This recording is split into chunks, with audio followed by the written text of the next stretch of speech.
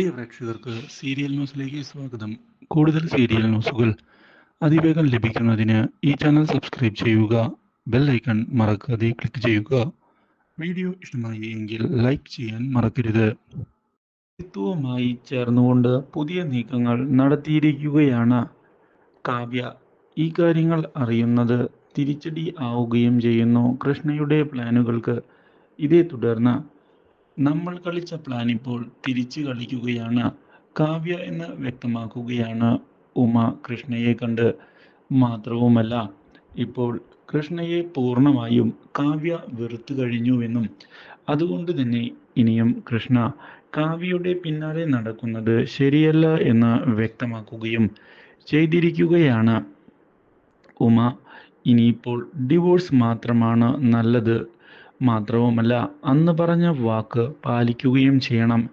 ഇല്ലെങ്കിൽ അതിൻ്റെ ക്ഷീണം കൃഷ്ണയ്ക്ക് തന്നെയാണ്. ഈ കാര്യം കേട്ടതിനെ തുടർന്ന് സിദ്ധുവിൻ്റെ കടന്നുവരവ് തനിക്ക് സഹിക്കാൻ സാധിക്കുന്നില്ല എന്നുള്ളത് സത്യം തന്നെയാണ്. എന്തിനാണ് അവൻ ഇപ്പോൾ ഇവിടേക്ക് വന്നത്? അവൻ്റെ ആവശ്യം എന്താണ്?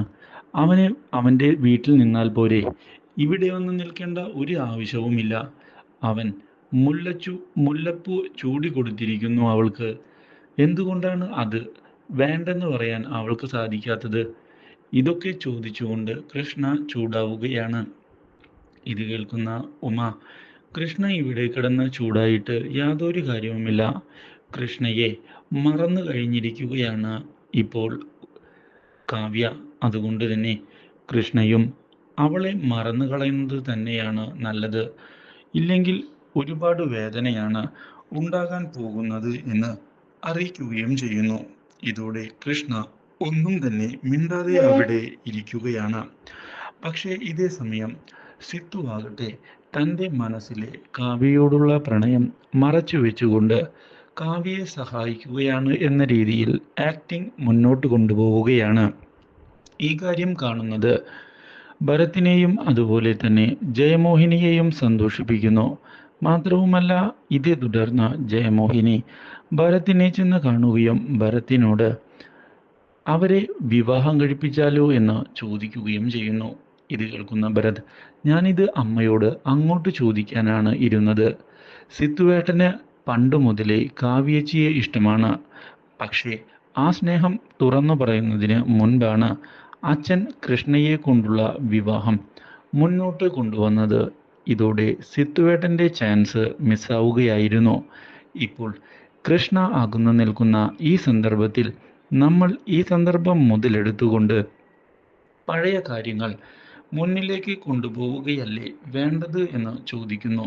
ഇതോടെ ജയമോഹിനിയും അത് ശരിയാണ് എന്നും പറഞ്ഞിരിക്കുകയാണ്. മാത്രവുമല്ല, സിത്തുവിൻ്റെ ഇപ്പോഴത്തെ നോട്ടവും ഭാവവും പെരുമാറ്റവുമെല്ലാം കണ്ടപ്പോൾ ഇപ്പോഴും അവൻ്റെ മനസ്സിൽ കാവ്യയുണ്ട് എന്നുള്ള കാര്യം എനിക്ക് വ്യക്തമായതാണ്. അതുകൊണ്ട് തന്നെ ആ കാര്യത്തിൽ പേടിക്കാനില്ല. നമ്മളൊന്ന് മനസ്സ് വെച്ചാൽ വളരെ എളുപ്പത്തിൽ ഈ വിവാഹം നടത്താൻ സാധിക്കുകയും ചെയ്യുന്നതാണ്.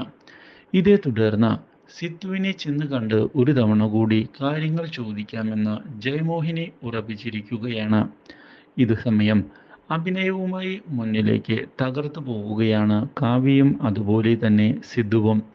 സിദ്ധുവിന് കുടിക്കുന്നതിന് വേണ്ടി ജ്യൂസ് കാവ്യ എടുത്തുകൊണ്ട് വരികയും ഞാനിത് സിദ്ധുവേട്ടന് വേണ്ടി പ്രത്യേകം ഉണ്ടാക്കിയതാണ് എന്ന് അറിയിക്കുകയും ചെയ്യുന്നു.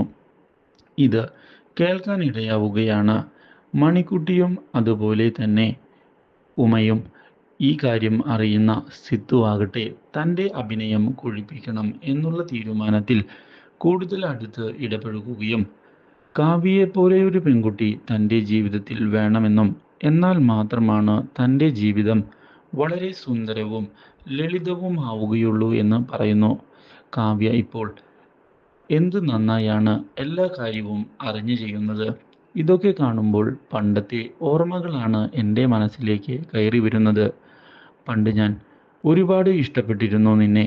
മാത്രവുമല്ല, നമ്മുടെ കൂട്ടുകെട്ട് അത്ര അടുത്തതുമായിരുന്നുമില്ലേ? ഇത് ചോദിച്ചതിനെ തുടർന്ന് അത് ശരിയാണ് സിത്തുവേട്ട, ഞാനും പഴയ കാര്യങ്ങൾ ഇടയ്ക്കിടെ ഓർമ്മിക്കാറൊക്കെയുണ്ട്. അതൊക്കെ എത്ര പെട്ടെന്നാണ് കടന്നുപോയത് എന്ന് കാവ്യ പറയുകയും ചെയ്യുന്നു. ഇത് കേൾക്കാൻ ഇടയാകുന്ന കൃഷ്ണയ്ക്ക് ആകെ അസ്വസ്ഥത അനുഭവപ്പെട്ടിരിക്കുകയാണ്. പക്ഷേ പൊട്ടിത്തെറിച്ചിട്ട് യാതൊരു ഉപകാരവും ഇല്ല എന്ന് മനസ്സിലാക്കുന്ന കൃഷ്ണ അവിടെ നിന്ന് എഴുന്നേറ്റ് പോവുകയും ചെയ്യുന്നു. ഇതോടെ കാര്യങ്ങൾ ഏൽക്കുന്നുണ്ട് എന്ന് കാവ്യ തിരിച്ചറിയുകയാണ്. മാത്രവുമല്ല, കൃഷ്ണയുടെ മനസ്സിൽ താൻ തന്നെയാണ് എന്നുള്ള യാഥാർത്ഥ്യവും ഇതേ തുടർന്ന് മനസ്സിലാക്കുകയും ചെയ്യുന്നു. ഇതോടെ കുറച്ചുകൂടി നേരം കാര്യങ്ങൾ മുന്നോട്ട് കൊണ്ടുപോവുകയാണ് എങ്കിൽ കൃഷ്ണ തോൽവി സമ്മതിക്കും എന്ന് കാവ്യ ഉറപ്പിക്കുകയും ചെയ്യുന്നു. ഇതേ സമയം കാവ്യയുടെ ഈ ചതി മനസ്സിലാക്കുകയാണ് മണിക്കുട്ടി. ഇതോടെ കാവ്യയെ ചെന്ന് കാണുന്ന മണിക്കുട്ടി എന്തിനാണ് ഈ നാടകം ഇനി മുന്നോട്ട് കൊണ്ടുപോകുന്നത് എന്ന് ചോദിക്കുന്നു. ഇതോടെ ഞാനല്ല ഇത് തുടങ്ങിവെച്ചത്, നിങ്ങൾ തന്നെയാണ് ഈ കളി തുടങ്ങിവെച്ചത്. അതുകൊണ്ട് തന്നെ ഞാനും ഇറങ്ങി കളിക്കാൻ തീരുമാനമെടുത്തിരിക്കുകയാണ്. എത്രത്തോളം പോകുമെന്ന് ഞാനും കാണട്ടെ എന്ന് പറഞ്ഞ് കാവ്യ അവിടെ നിന്ന് പോകുന്നു.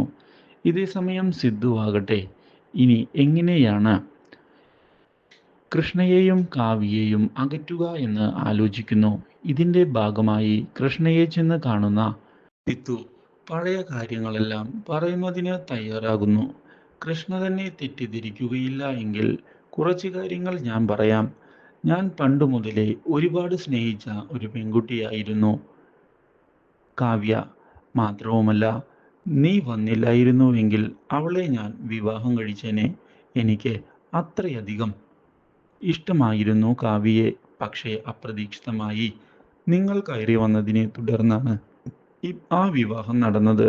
ഇപ്പോഴാകട്ടെ കൃഷ്ണ കാവ്യയെ ഉപേക്ഷിക്കാമെന്നുള്ള തീരുമാനമെടുത്തു കഴിഞ്ഞു. അതുകൊണ്ട് തന്നെ ഞാൻ അവൾക്കൊരു ജീവിതം കൊടുക്കാനുള്ള തീരുമാനം എടുത്തുകൊണ്ടാണ് ഇപ്പോൾ മുന്നോട്ട് പോകുന്നത്.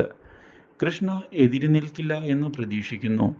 അയ്യോ, കാവ്യ വിളിക്കുന്നുണ്ട്, കാവ്യയുടെ റൂമിലേക്ക് ചെല്ലാമെന്ന് ഞാൻ പറഞ്ഞിരുന്നു എന്ന് വ്യക്തമാക്കിക്കൊണ്ട് അവിടെ നിന്ന് സിദ്ധു പോവുകയും ചെയ്തത് കൂടുതൽ പ്രഷർ കയറ്റിയിരിക്കുകയാണ് കൃഷ്ണയെ. ഇതോടെ എനിക്ക് ഇതൊന്നും കണ്ടു നിൽക്കാൻ സാധിക്കുന്നില്ല എന്ന് പറയുന്ന കൃഷ്ണ ഇതേ തുടർന്ന് സിത്തുവിനെ തല്ലുന്നതിനായുള്ള തീരുമാനമെടുക്കുകയും ഈ വീട്ടിൽ നിന്ന് സിത്തുവിനെ അടിച്ചു ഞാൻ ഇറക്കുമെന്ന് വ്യക്തമാക്കുകയും ചെയ്തിരിക്കുകയാണ്. Do like, share and subscribe.